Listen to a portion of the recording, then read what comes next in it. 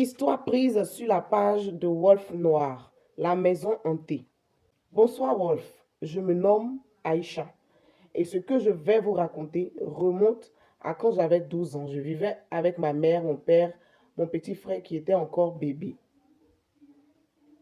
Nous habitions Yopougon et comme ça allait mieux financièrement chez papa, il voulait qu'on aille habiter à Cocody. À la base, papa voulait qu'on loue une maison, mais il est tombé sur une annonce de vente d'une maison assez alléchante. Il a donc sauté sur l'occasion et après les visites et démarches, nous avons finalement déménagé à Cocody. La maison était grande, mais la zone n'était pas encore viabilisée. Comme aujourd'hui, c'était dans la zone de Djorobité. Il y avait de la broussaille et nous n'avions pas de maison voisine directe. Nous avons donc déménagé dans la nouvelle maison. Elle était encore inachevée, mais ça en valait la peine. Maman était très contente. Moi aussi, j'avais ma chambre. Et nous avions un grand jardin où je pouvais jouer et prendre de l'air. La première nuit, nous avons dormi chacun dans sa chambre. Maman et papa ont dormi dans leur chambre, moi dans la mienne. Au beau milieu de la nuit, je me suis réveillée par un bruit de respiration. Quand j'ouvris les yeux, je vis une silhouette sombre qui respirait comme une personne très en colère. Mon cœur se coupa. Bouh! Mais en un claquement de paupières, elle disparut. J'ai appelé maman. Elle vint en courant. Papa lui disait que j'étais juste dépaysé et qu'il allait me falloir du temps pour m'y habituer. Le lendemain, je ne pouvais pas fermer les yeux. À un moment, il y avait du bruit dans le jardin. Je regardais par la fenêtre et je vis la silhouette d'une personne regardant vers moi avec des yeux brillants. Je suis vite allé me recoucher. Je pensais que c'était moi qui voyais mal.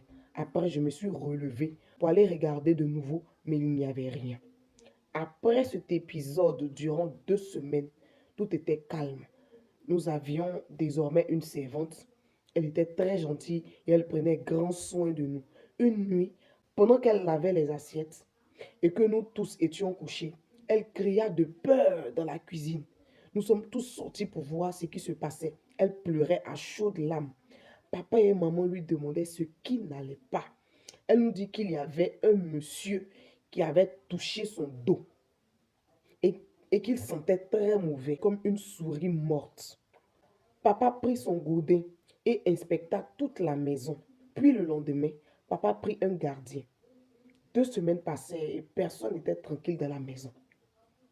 Un matin, le gardien nous dit qu'il ne pouvait plus rester dans cette maison, car il y avait quelque chose qui n'était pas vivante qui le fatiguait.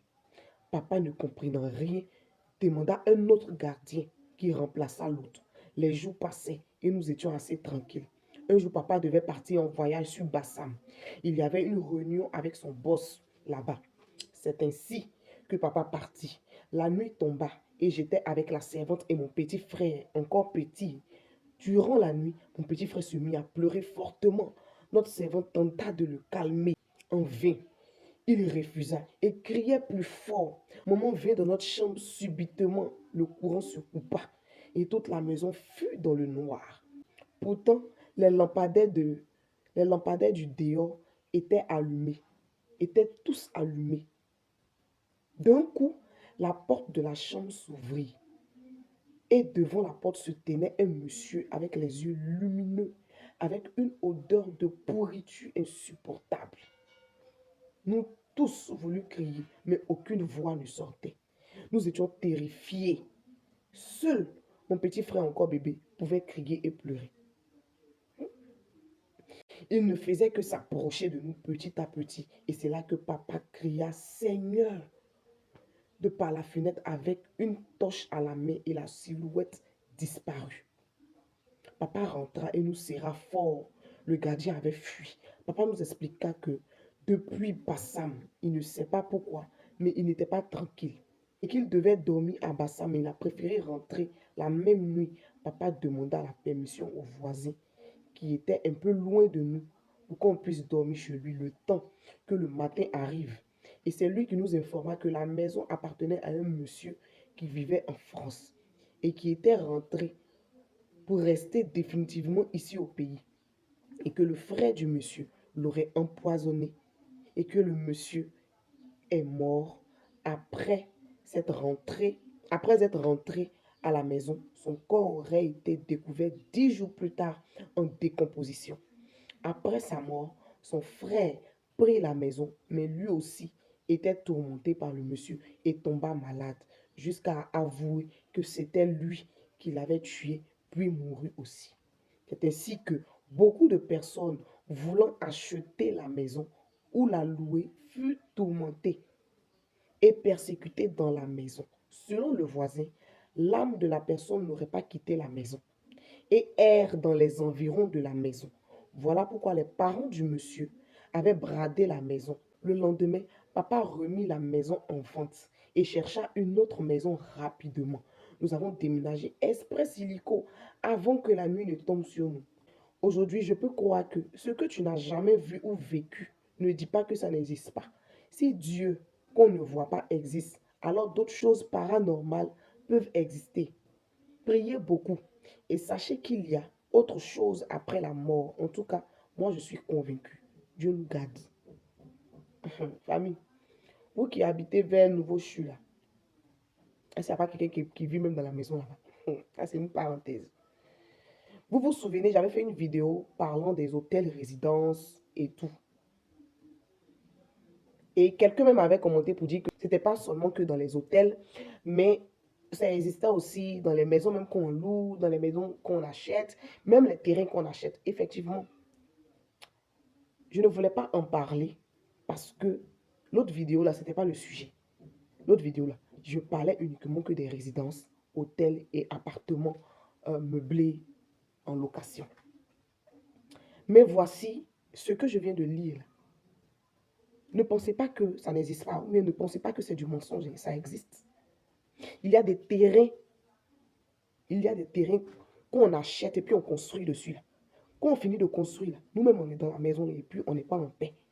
On est dans la maison et puis plus rien ne va dans notre vie. Souvent, il y a des maisons, tu rentres là-bas, tu as déjà donné, tu donnes ton argent de caution et tout. Tu rentres. Dès que tu mets les pieds, là, tout bascule.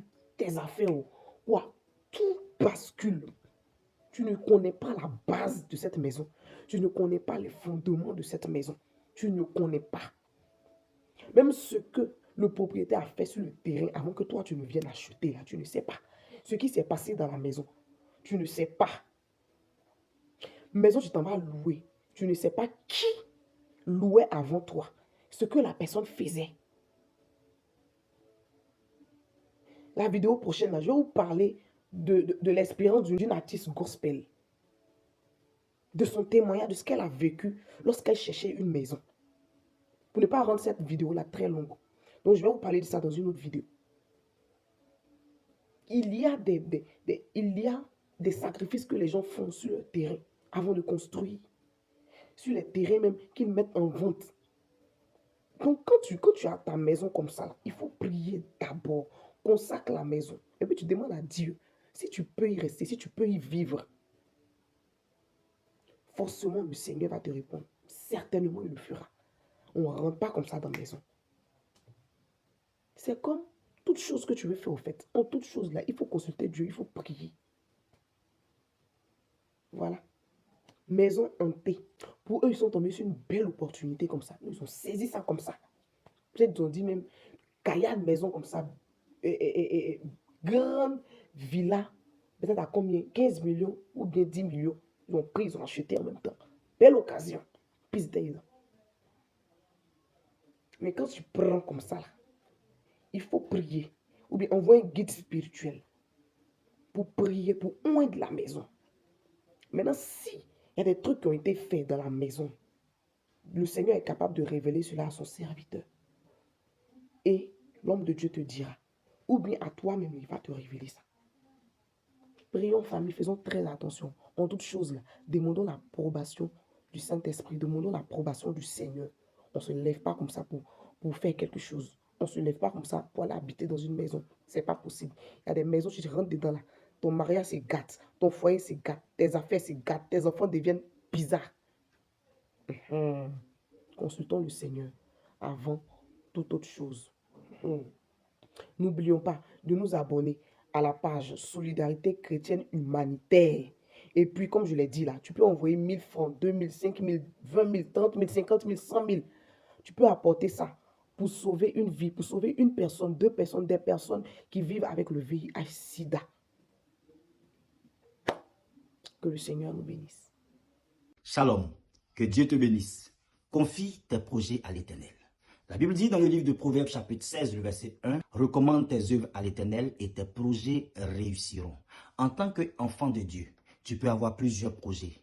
Malheureusement, beaucoup de chrétiens se débattent humainement afin de faire réussir leurs projets. Tu te débats avec ta force physique afin de faire réussir tes projets. Mais écoute-moi, seul l'Éternel est capable d'accélérer les choses. Seul l'Éternel est capable de matérialiser ce qu'il a mis comme pensée en toi. Alors je prie pour toi maintenant, que la grâce de l'Éternel se manifeste, afin que ce qu'il a mis au fond de toi soit réalisé. Je prie et je déclare maintenant même que l'Éternel te localise de là où tu entends ma voix et qu'il mette à ta disposition les hommes, les femmes, les moyens, tout ce qu'il faut, afin que ces projets que tu as dans l'âme aboutissent au nom de Jésus-Christ de Nazareth. Amen.